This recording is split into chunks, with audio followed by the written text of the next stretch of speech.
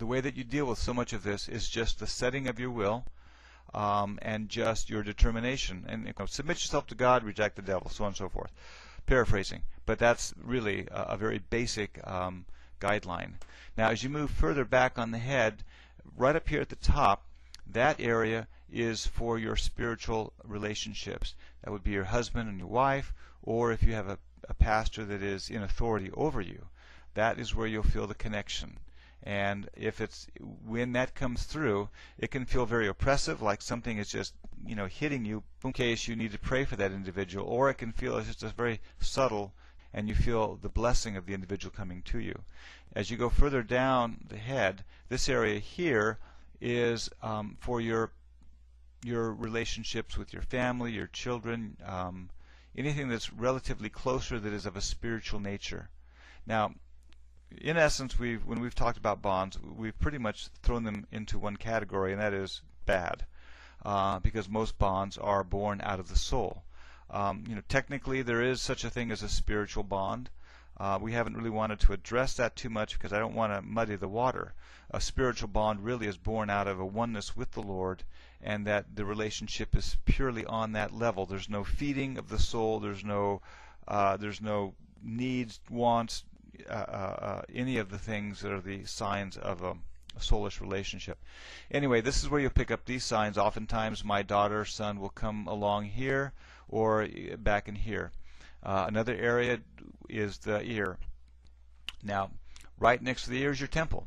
Now, the temple is an area that is usually a very strong assault that would come in from the enemy, will hit you in your mind.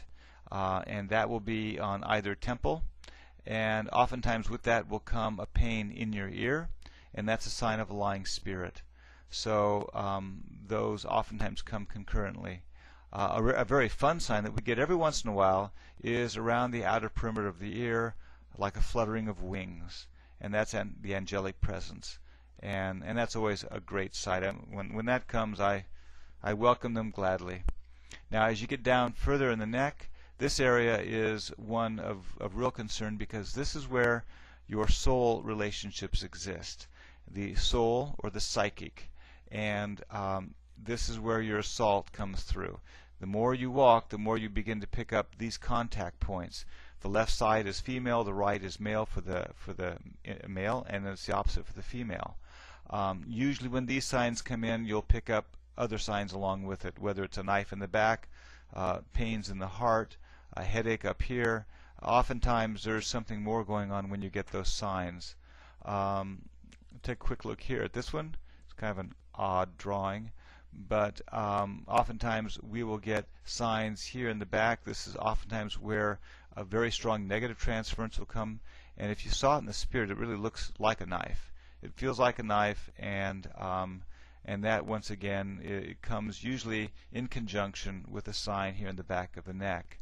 I don't really have a drawing here of the full torso, but we have been getting a lot of signs in the elbows, which come as basically a sign that something is in execution, whether it's judgment, authority that you've been speaking, something is being executed on a positive level.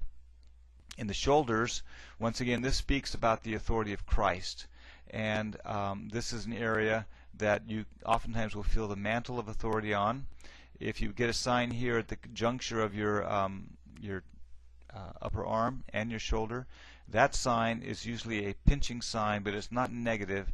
It's a sign that God is exercising authority over the principalities and powers.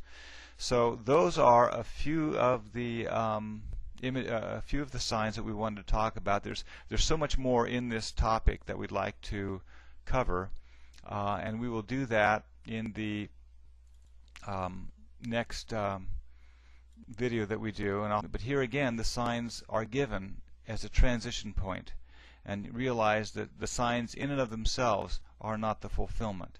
It's like the forte. It's like the Holy Spirit is given as a foreshadowing of that which is to come, of the full indwelling of Christ, of the full manifestation of God incarnate within you. So the signs come as a beginning step, because what begins to unfold in this renewing of your body is that your eyes begin to open up, the scales begin to fall away, your ears start to shift, and you start to hear. In fact, one thing I was going to mention, and I forgot, but I'm going to go back to this point here briefly. There's a point right here at your forehead, and if there's a couple signs here that are very interesting. This one here runs along the forehead, and that is your ridge line. If you ever receive that sign, what it indicates is that God is completing a work within you of bridging the gap between the soul and spirit. Now, part of the path that we have been on for so many, many years, and one of the things that we should be looking for is that God is bridging the gap between our soul and spirit, which means that as He speaks to you, there's no lapse in time.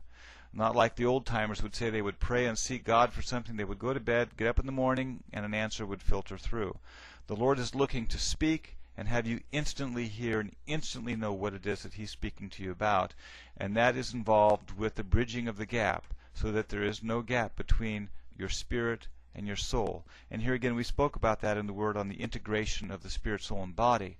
That what the Lord is really doing at this point is He is integrating us, spirit, soul, and body, into one unified being filled with the fullness of Christ, manifesting the fullness of Christ, so that our whole being is manifesting what God is doing in this hour, spirit, soul, and body. One other sign that has come at different times will feel like a sweatband around your head, all the way around. If you ever feel that, that's a sign of intercession, and that's a sign that your spirit is in deep travail and intercession, and it's a great sign. So I think that's about what we'll cover for this evening, and thank you very much for listening.